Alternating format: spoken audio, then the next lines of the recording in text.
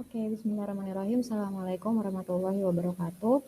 Untuk pertemuan keempat teknologi dan mekanika bahan ini, kita akan mempelajari tentang densitas kristalin dan arah bidang kristal. Nah, ini bulan April ya, bukan Mei, April 2020. 2021. Nah, densitas itu apa sih?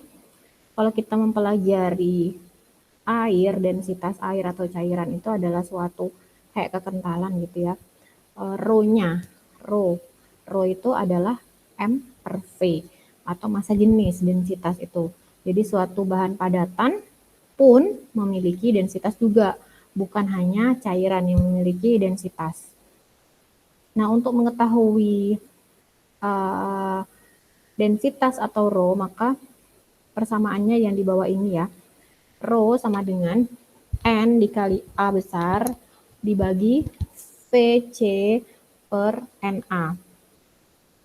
N kecil itu banyaknya atom dalam sel satuan. Kemarin kita sudah belajar tentang bagaimana cara menentukan jumlah atom dalam sel satuan.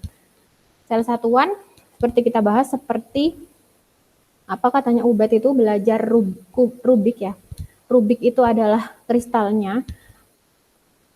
Terus kemudian Rubik kotak-kotak kecil di dalam itu adalah sel satuan. Nah, di dalam sel satuan itu ada atom-atom lagi. Bulat-bulat, biasanya atom kan bulat-bulat. Nah, bulat-bulat itu adalah atomnya. Dan bagaimana cara menghitung jumlah atom? Kemarin sudah dibahas secara gamblang ya, secara gamblang kita juga sudah praktek menggunakan malan untuk memudahkan pembelajaran. Kalau misalnya dia ada di sudut, itu nilainya berapa. Kalau atomnya itu ada di sisi kubus, karena biasanya bentuknya kan sel satuan itu bentuknya kayak kubus, kotak. Jadi kita pakai yang ada di kubus. Kalau atom itu nempel di ini contohnya. Kalau atom itu nempel di sudut itu nilainya berapa? Per 8 gitu ya. Kalau nilainya di sisi itu berapa? Kalau nilainya di sisi itu berapa? Kalau di rusuk atomnya nempel di rusuk itu berapa?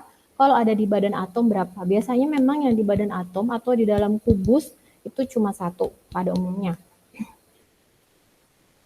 Artinya fix mengisinya satu-satu gitu. Nah itu kemarin kita belajar tentang itu, bagaimana cara menghitung banyaknya atom. Nah yang kemarin tidak hadir wajib untuk tanya kepada temannya yang hadir, karena kalau tidak pasti akan bingung. Dan itu cara penghitungan jumlah atom dan lain-lain sebagainya, kita juga belajar tentang APF vektor ya, faktor penumpukan atom kemarin. Nah itu akan masuk di UTS, pastinya akan masuk di UTS.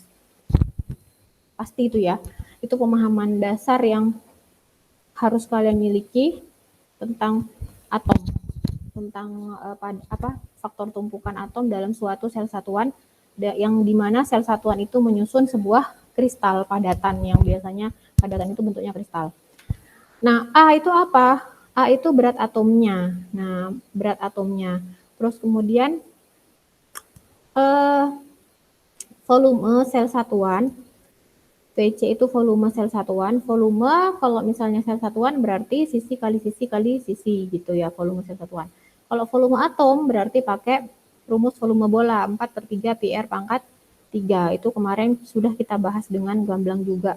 Jadi sayang sekali bagi yang kemarin tidak hadir pertemuan ketiga ya kalau nggak salah yang bawa malan-malan itu, karena memang cukup rumit sih untuk dipahami, jadi harus bertemu secara offline. Kemudian Na, bilangan Avogadro yang besarnya 6,023 kali 10 pangkat 23 atom per mol. Nah ini contoh soalnya. Kalian diminta untuk menghitung berapa sih rho dari bahan material copper CO yang mempunyai struktur kristal FCC, phase center cubic. Phase center artinya dia berada di pusat muka atau sisi, tidak di badan. Radiusnya 0,128 nanometer.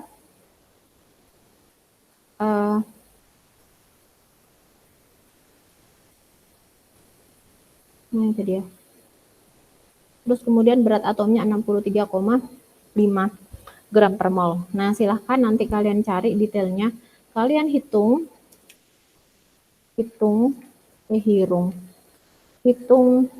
beserta caranya ya,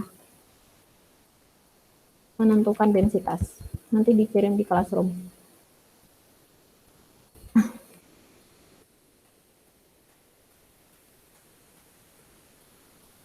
Nah, itu bilang tinggal masukin aja. Terus VC ini kan dari radius atom. Radius itu apa? Radius itu jari-jari atau diameter. Nah, itu dipahami betul. Volume satuan kan berarti, kalau volume satuan berarti sisi kali sisi. Tuh. Terus bilangan Avogadro-nya berapa? Itu dicari, silakan dicari beserta caranya ya.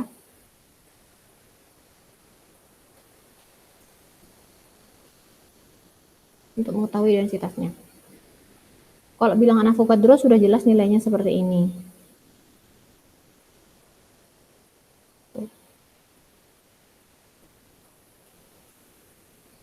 Jangan lihat ini. Kalian cari dah. Nah, untuk apa sih arah kristal? Terus tadi kita sudah membahas tentang densitas atau rho atau massa jenis kristal, rapatan dari sebuah kristal itu, kemudian menentukan arah. Jadi, fungsi kita menentukan arah kristal adalah untuk mendeskripsikan dari bahan kristalin ketika terjadi proses deformasi. Deformasi itu perubahan ya. Perubahan yang terjadi pada kristal. Maka kita perlu mendeskripsikan arah di kristal dan bidang atau irisan atomis di dalam kristal. Jadi deformasi itu perubahan bentuk atau ukuran dari sebuah objek karena sebuah objek diberikan gaya tertentu. Energi deformasi dalam hal ini ditransfer melalui kerja atau perubahan suhu, energi deformasi ditransfer melalui panas. Artinya, suatu bahan padatan itu ditekan dengan gaya tertentu, dengan tekanan tertentu, atau dipanaskan dengan suhu tertentu. Pastinya secara logika pun kalian akan menganggap, wah pasti di situ mengalami perubahan. Baik itu dari bentuknya, ukurannya, maupun di dalamnya pun pasti mengalami perubahan secara atomis ya. Secara arah kristalnya, bidang kristalnya pasti mengalami perubahan. Gitu. Karena kalau di lapangan, faktor-faktor tekanan itu akan pasti ada gitu, akan pasti ada kalau berhubungan dengan bahan-bahan yang secara umum digunakan setiap hari gitu ya, setiap hari. Lalu terkait dengan suhu, biasanya untuk dari bahan yang sudah ada, bahan utama yang sudah ada, kita ingin menentukan atau kita ingin membuat suatu bahan tertentu yang lebih plastis misalnya atau lebih elastis. Nah, itu biasanya di apa itu? Misalnya mau dikomposit atau mau dicampur dengan bahan lain. Nah, otomatis kan dipanasin dulu, nanti didinginkan. Nah, didinginkannya itu tergantung dari keinginan kita maunya sifat yang seperti apa. Biasanya kalau sifatnya teratur itu didinginannya perlahan-lahan tapi agak lama. Dan kalau didinginkan mendadak, ya memang kita menginginkannya sifatnya seperti itu. Itu nanti kita bisa diagram fasa ya, nanti kita akan bahas di diagram fasa. Seperti contohnya besi menjadi baja. Baja itu kan awal mulanya ya dari besi. Cuma bedanya dia ketika pemanasan. Pada suhu berapa kemudian didinginkan. Besi menjadi apa, pada suhu berapa didinginkan, beda lagi hasilnya. Ada ferit berapa kayak gitu ya. Jadi beda-beda hasil yang didapatkan dari sebuah unsur yang bernama besi atau dari sebuah senyawa yang bahan utamanya adalah besi. Jadinya adalah baja dan lain-lain sebagainya, itu nanti ada di diagram fasa. Itu pentingnya kenapa kok kita harus tahu arah kristal, biar tahu perubahan dari bahan kristalin ketika terjadi deformasi itu kira-kira kemana sih gitu. Nah, ini untuk menentukan arah bidang kristal namanya indeks Miller ya, karena memang Miller yang menemukan teori ini, menemukan rumus ini. Yang pertama, ini anggap bidang kristal gitu. digunakan untuk menemukan bidang dan arah irisan di dalam kristal. Menentukan indeks pada bidang. Yang pertama, tentukan sumbu acuan. Tentukan titik perpotongan. Yang pertama tadi, tentukan sumbu acuan. Sumbu acuannya di mana? Kalau misalnya ini garisnya seperti ini, sumbu acuannya di sini misalnya.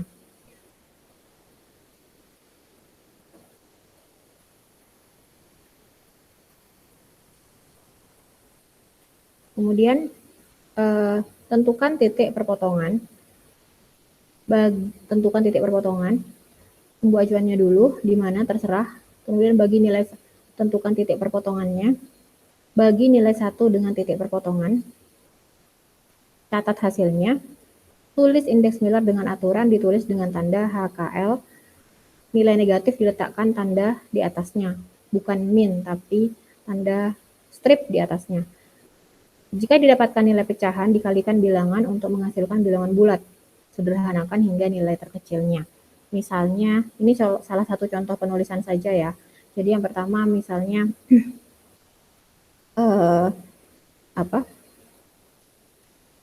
ABC atau HKY-nya dibuat seperti ini ya. Terus kemudian sumbu acuannya misalnya 010. Nah, ini salah. Jadi harus ada kurung tutup, kurung buka, dan kurung tutup. 010 gitu. Itu baru benar. Kemudian yang kedua, titik perpotongan. Misalnya dia ke arah Y. Pokoknya kalian harus tahu diagram kartesian ya, atau diagram kayak grafik itu loh, di matematika itu grafik. Kalau ke sebelah kiri Y-nya berarti kan negatif. Kalau Y-nya, X-nya sebelah kiri kan berarti negatif. Terus Y-nya misalnya ke kemana? Kok X-nya negatif sih? Y-nya misalnya ke bawah itu negatif. Nah, negatif misalnya ditulis seperti ini. Kurungnya betul. Ditulis min 1, 2, 3. Ini salah. Salahnya karena minnya ditulis di sini. Padahal secara aturan kalau negatif berarti harus ditulis di atasnya angka tersebut. Jadi 1, di atasnya kasih tanda strip, 2, 3. Gitu. Lalu bagi nilai 1 dengan titik bagi nilai 1 dengan titik perpotongan. Jadi 1 per ini misalnya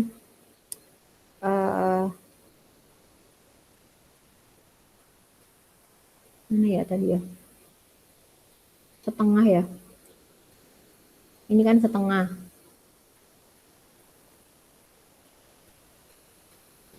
Sebentar. Ini terkait penulisan setengah 1, 2. Oh, ini udah nggak ada masalah sih untuk penulisan. Nah, ini penulisan setengah 1, 2 itu nggak boleh. Jadi nggak boleh ada pecahan, jadi harus dikalikan dengan bilangan untuk menghasilkan bilangan bulat. Jadi ini dikali 2 biar hilang pecahannya. Berarti kalau semua dikali 2 ini jadi, kalau semua dikali 2 ini jadi 1, ini jadi 2, ini jadi 4 gitu.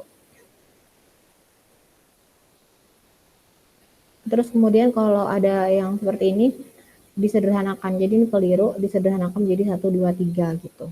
Kan ini masih bisa disederhanakan 2, 4, 6. Ini sederhanakan hingga nilai terkecil ya. 2, 4, 6 disederhanakan menjadi 1, 2, 3. Seperti itu. Nah, ini contohnya.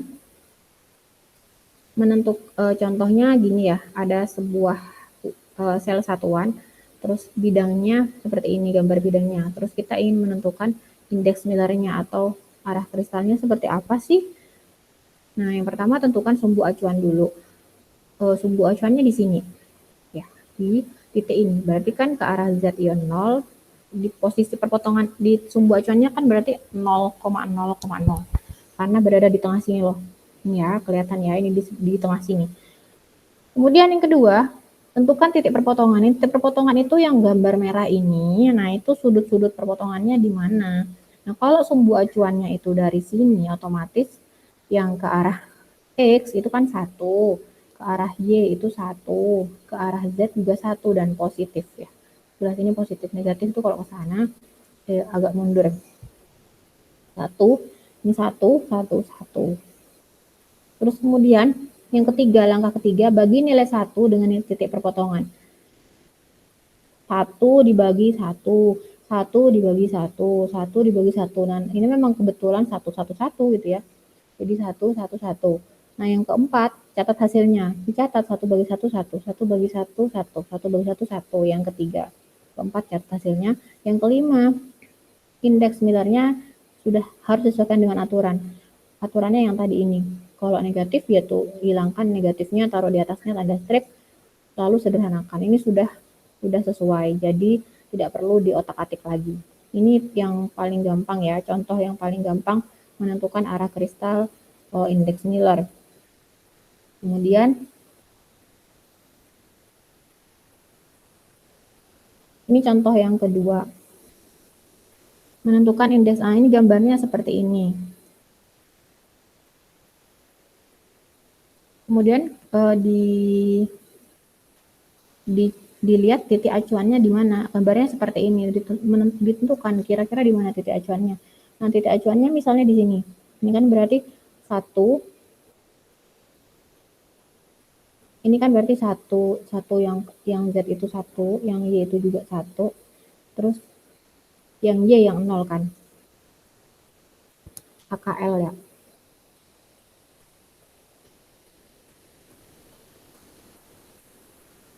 Itu.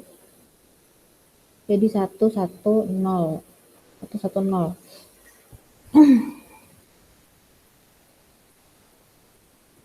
Nah, kemudian mana tadi ya? Nah, yang kedua, tentukan sumbu acuan. Nah, sumbu acuannya kan di sini. Sumbu acuannya di sini. Oh, ini ya, dari sini dulu. Nah, ini dari sini berapa? Ini kan 1. Terus ini 1. Terus ini dari sini dari sumbu acuan itu setengah. Kan sumbu acuannya di sini. Sini ya sumbu acuannya. Sumbu acuannya di sini. Z itu 1. Ya, Z-nya 0 ya. Kan garisnya Z di titik. Jadi ini ke sini 1. Ke sini kan ke arah berlawanan, min 1. Terus yang ini ke sini min setengah. Ibaratnya kalau diagramnya kartesian seperti ini, kalau ke kiri kan negatif, jadi min setengah, sini min 1, ke atas 1. Jadi min 1, min setengah, dan 1. Terus langkah yang ketiga, 1 dibagi angka min 1, 1 dibagi min setengah, 1 bagi 1. Hasilnya min 1, min 2, 1. Yang kelima, apa tahu namanya? Angka negatifnya dihilangkan, jadi ini 1, strip di atasnya, 2 strip di atasnya, dan 1. Sehingga arah kristalnya atau indeks Millernya adalah 1, 2, 1. Seperti itu. Nah, coba ini nanti kalian cari ya, indeks Millernya berapa. Misalnya titik acuannya itu di sini misalnya. Atau terserah, bisa dibuat di mana aja sih. Ini. Nah, ini gampang kan? Ke arah X ke sini berapa, terus ke sini berapa, ke sini berapa. Ketahuan di indeks Millernya. Oh, itu jawabannya. Coba apa kalian cari ya? Kalian cari. Tadi berarti ada berapa kerjaan ya? Yang tadi mana ya tadi? Ini pekerjaan yang pertama itu tadi masih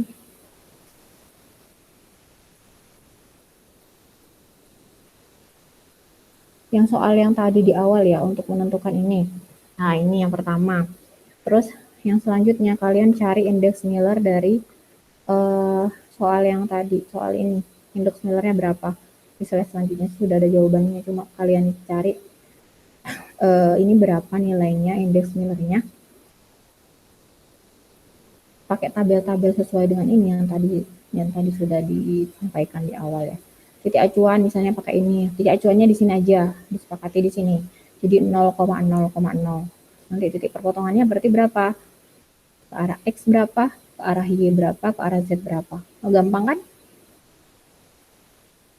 Atau mau di yang nggak usah atau nanti dipahami dah, ini ya, sudah ada pekerjaannya, sudah dikerjakan. Ini ya, yang tadi misalnya kalau kalian tugasnya satu aja nanti pusing.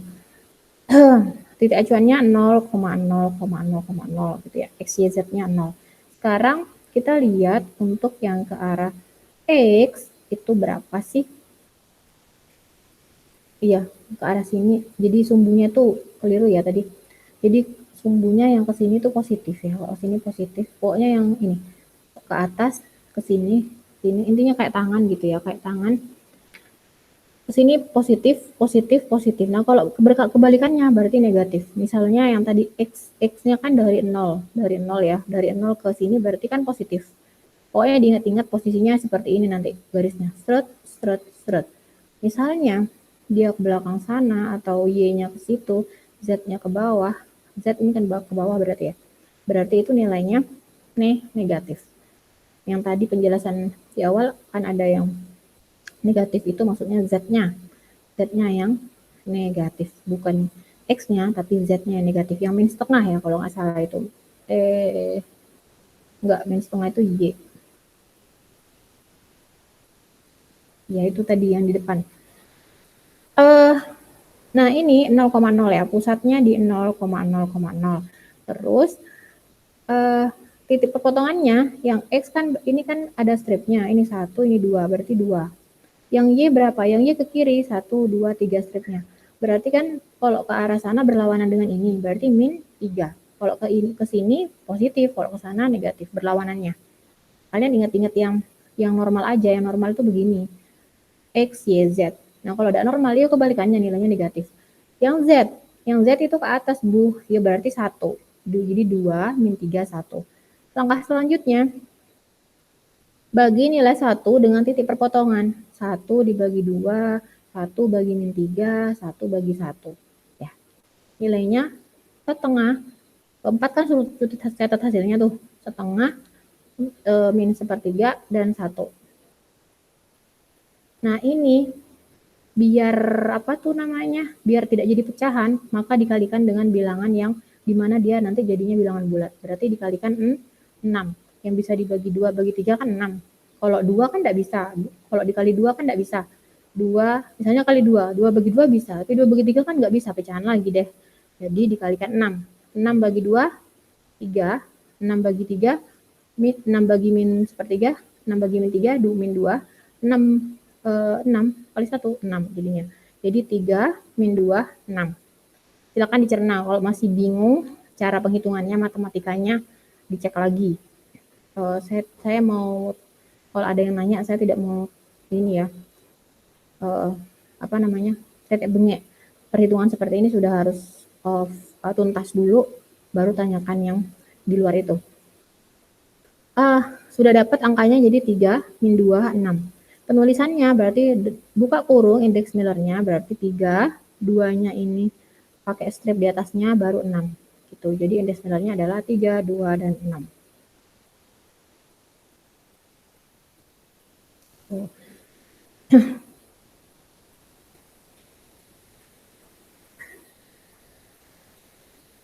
Jadi begitu ya.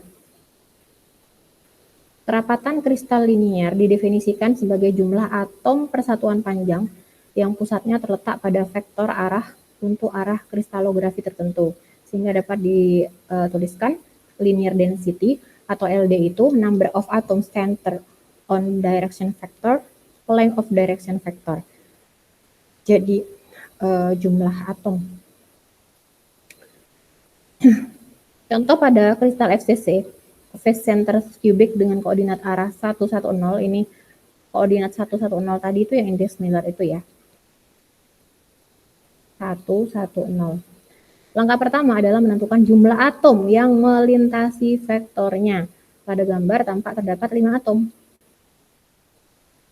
Yang melintasi vektor itu, vektor arahnya kan kesini kesini. Yang melintasi vektor ya, yang melintasi vektor berarti ada 5.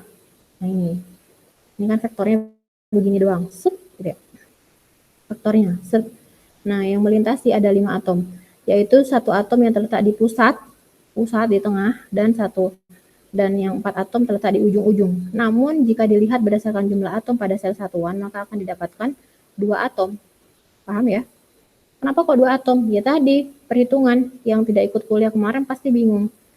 Kalau di pusat, nilainya 1 dan yang 1 masing-masing dari 1/4 dari 4 sel satuan. Ya, dari 1/4 sel satuan. Sedangkan untuk panjang vektor didapatkan 4R. sehingga didapatkan kerapatan linear auto FDC itu adalah 2 atom per 4R atau 1 per 2R. Ini cara mencarinya pakai konsep matematika itu arah vektornya ya. Jadi ini misalnya diibaratkan RR, kalian coba hitung lagi seperti yang kemarin itu. Jadi didapatkan 1 per 2R ini. Nah, itu kalau tadi ini kita kerapatan berdasarkan arah sama ya, berdasarkan arah kristal. Kalau ini kerapatan kristal bidang ya. Planar density, jumlah atom persatuan luas bidang yang dipusatkan terletak pada vektor bidang untuk arah kristalografi tertentu, sehingga dapat dituliskan itu tadi kan arah kristal bukan bidang kristal. Jadi cuma satu garisnya yang merah ini loh, strut gitu ya. Terus yang melintasi kan 1, 2, 3, 4, 5 yang melintasi atomnya. Ini loh. Mana sih?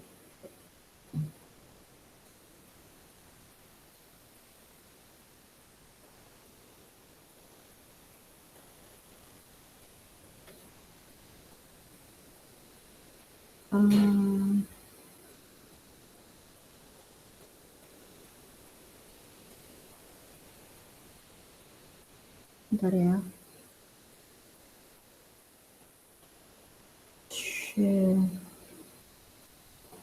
Novel.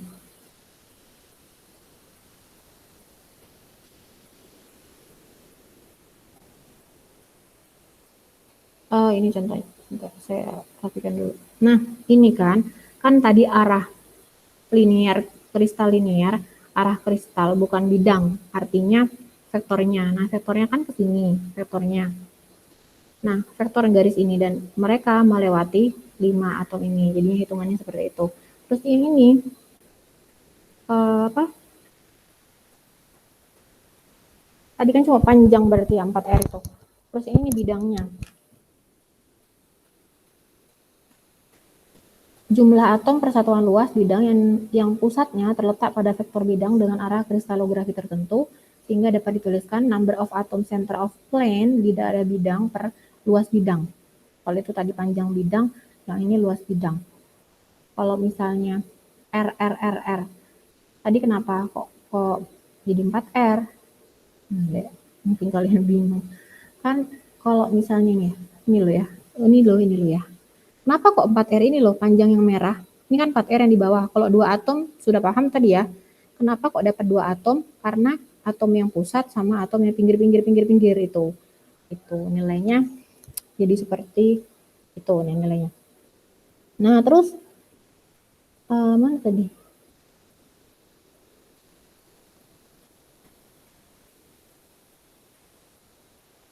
Di sisi ya, tadi itu di sisi ya, bukan di pojok, tapi pojoknya di sisi seperempat. Jadi 2 atom. Nah, 4R-nya dapat dari mana? Ini loh. Ini kan separuhnya bola. Itu kan berarti sini R, di sini R, di sini R, ini R. Nah, R kali 4 kan berarti 4R. Jadi 4R dapatnya kayak gitu caranya. Terus yang ini, sebagai contoh dapat dilihat pada gambar struktur kristal FCC lagi dengan arah 110. Berdasarkan gambar didapat jumlah atom sebanyak 2 untuk penghitungan luas bidang terlebih dahulu menentukan komponen horizontal dan vertikal, sehingga akan didapatkan jarak horizontal sebesar 4R yang tadi itu, dan vertikal itu 2R akar 2, ini akar ya, 2R akar 2, jadi luas bidang didapatkan 4R kuadrat akar 2. Itu. Perhitungannya sama dengan konsep matematika ini, kalau kalian mau menghitung, saya suka kalau kalian mau menghitung ini. Jadi ini jawaban sudah ada, kalian tinggal menjabarkan ya.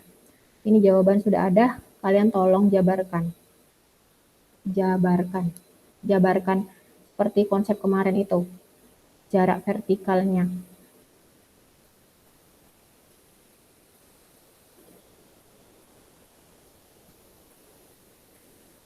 Atau nggak usah deh, bingung tambah tugas lagi. Yang penting tahu aja. Yang penting tahu aja tugasnya yang atas tadi. Yang penting tahu ini konsep perhitungan ke bawahnya itu sama dengan konsep matematika. Nah, kalau ini 4R tadi kan dapatnya ini loh, 4R. 1, 2, 3, 4 kan. Terus yang ini berarti 2R.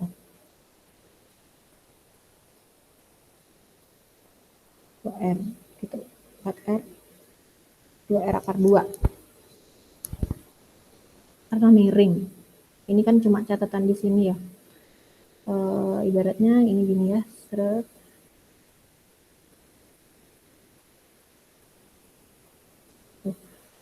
Ya, insya Allah itu terkait dengan densitas kristalin dan juga arah dan bidang kristal.